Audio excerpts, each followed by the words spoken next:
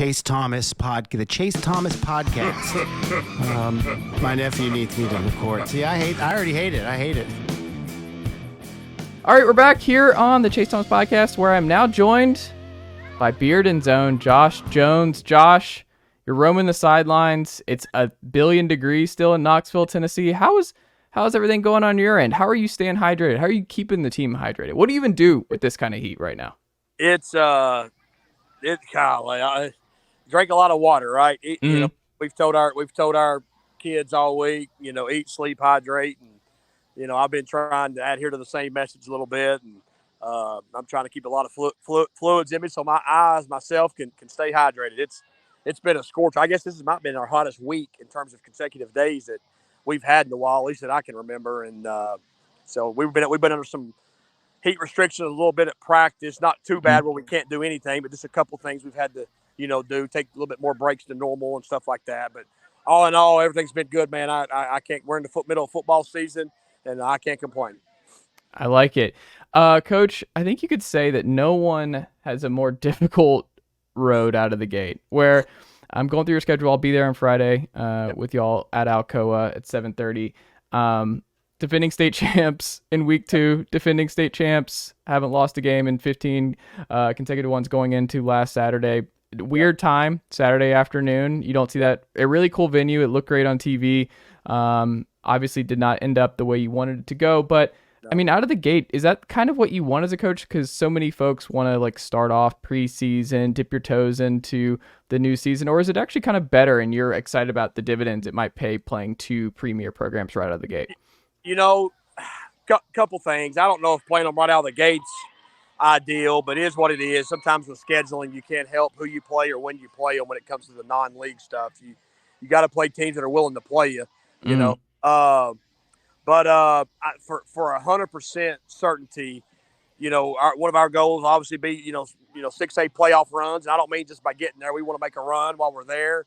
And, you know, when you're in the 6A playoffs, you're going to play really good teams, and the deeper you go, the better the teams get. So playing teams like West and Alcoa will definitely get you ready for that if we're fortunate enough to get there. So, you know, I've never, ever wanted to be the guy that just schedules a bunch of wins to make it look good for the win-loss record. I think then when you get to get in a dogfight, you get your nose bloody and the kids don't know how to handle adversity. So I like getting into the adversity, you know, with our non-league schedule to help us, because our league's really tough as it is, and it'll help us get ready when we start league play here soon. And you know, at least we've been in some adversity once we get there. What, now that you've had a couple days to sit on it and watch tape and get ready for this week against Alcoa, what was the biggest tape find that you saw after reviewing the West film that surprised you? What did you see? You were like, man, I did not see that during the game. You know, man, I was so proud of our kids' effort. I thought our kids played incredibly hard. Competed their guts out. We had a few starters out, not a lot, but we had a few starters out. The guys that filled those roles, man, they did the best they could and competed their tails off.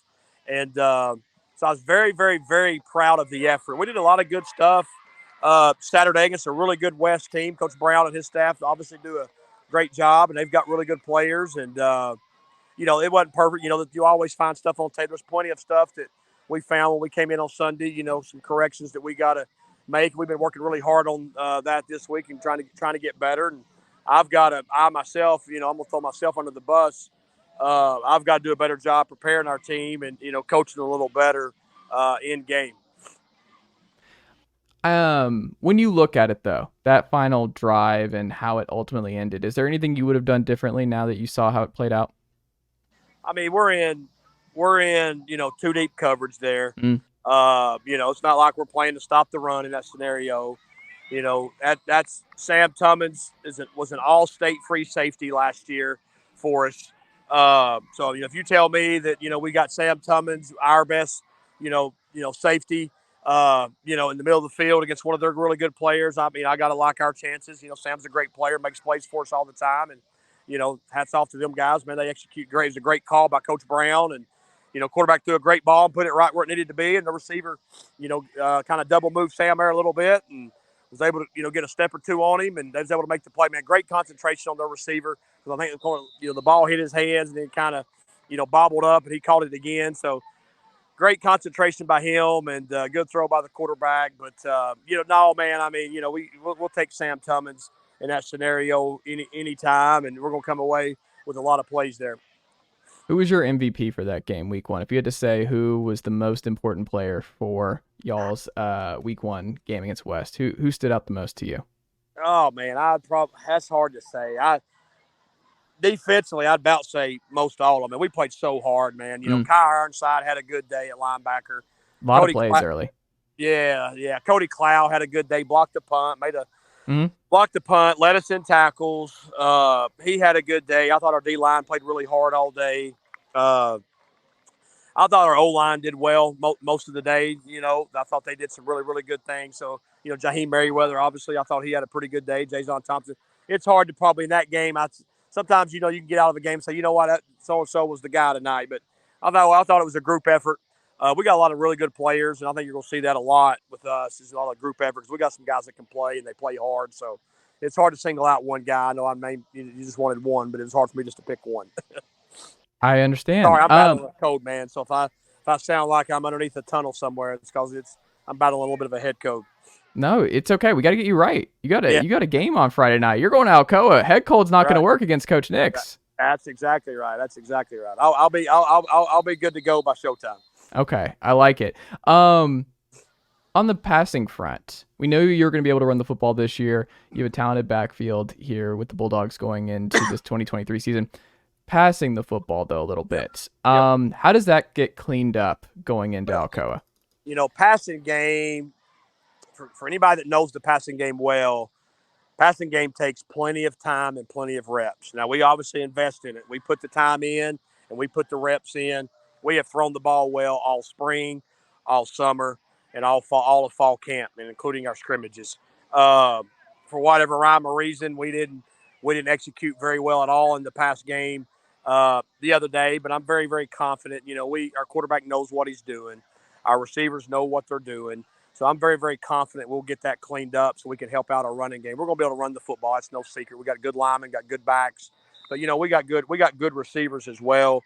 We've got a more than capable quarterback, who can make the throws that we need him to make, and he's a smart kid and everything. So we'll get that cleaned up. We've been coaching it a good bit this week, and I'm very confident as the season goes. We're going to get that fixed, man. You're hardly ever going to come back, or come out, in week 1 and click on all cylinders in the pass game. There ain't many teams that does that unless they've got a bunch of 4 and 5 stars. Yeah. Did it feel like the timing was right? Because so much of this is timing and quick and just that sort of thing. Or is it just week 1 and that will get better as time's go on? I think it's just we got to get better. We're rep invested, man. We're not a team that if you come to practice, that's all we do. I'm a big believer in practicing the percentages. If you're going to throw the ball 50% of the time or run the ball 50% of the time, then that's what you need to be doing in practice. So we try to adhere to that. I learned that from smarter coaches than me, so I've always tried to adhere to that. It's just a matter of we just got to get some stuff cleaned up. It wasn't a schematic error or anything like that. We it just didn't click for us, and we'll get that fixed. Which position group? So when you're thinking about how the step chart was going to look out in spring and summer ball versus what you actually saw on Saturday, which position group kind of showed out? You're like, oh, I didn't think we were going to have that kind of depth, or maybe I had some more questions, but they kind of got answered on Saturday. I'd say line of scrimmage on both sides. I thought and I wasn't concerned coming in, but I thought we had to replace some really good defensive linemen from last year's team. So I would say defensive line, I thought they played really well. They were active all game. They played really hard, made some plays. And then obviously O-line, not that it was a surprise by no means because we feel really good about our O-line, but, we had 2 starters out that game. And we replaced 4 starters from last year's, offensive line. So O-line and D-line I thought both had pretty good days. That was good to see because there's a lot of inexperience there. Absolutely. When you think about West and Alcoa, 2 very different teams and their makeup and everything else. But when you look at the film, what is the biggest difference between West and Alcoa that you've got to prepare your team for going into Friday? That's a good one. Both programs are well coached. Both programs always have really good players, and that's a scary combination when you're an opponent. I would say, but and I think, in my opinion, I think both programs prize themselves on defense. Mm-hmm. No matter what year it is, no matter who graduates or who they lose to graduation, they're both really, really, really good on defense. And they're good on all. Sometimes their offense gets overshadowed because of all the talk their defenses get. But West is going to hang its hat, on the run game. They're going to throw the ball just enough to keep you honest most years. Alcoa, they're probably now, at least in the last couple of years with Coach Sweetland, he's a really good offensive coordinator. He does a great job.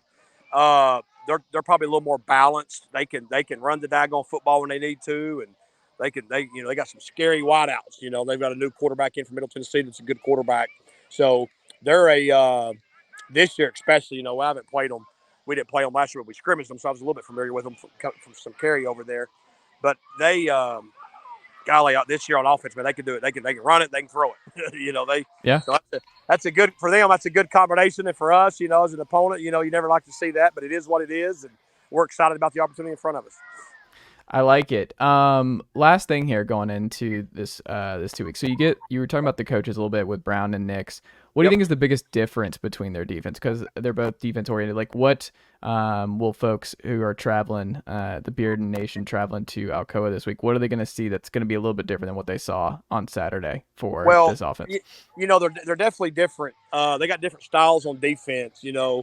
I think, and I don't know West's system inside out. Obviously, I don't coach there, but I've played against them enough to where I got a good understanding of what they're trying to do anyway. But West is probably a little more simple, but but their kids play fast. You don't catch them in bust or anything because they play really fast because I think they really understand what they're doing. There's a lot to be said for that.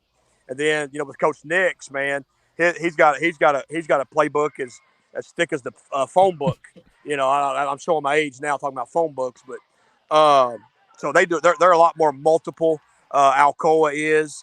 But both styles, to each his own. There's always more than one way to skin a cat, as they say. And, both styles work for both of them. Both of them had a lot of success for a long time. But, Alcoa is more multiple. They're probably a little more pressure oriented than West is. And they're definitely a lot more multiple on the back end as well. If there's a coverage out there, I think Coach Nix runs it. And they do a good job with all of it.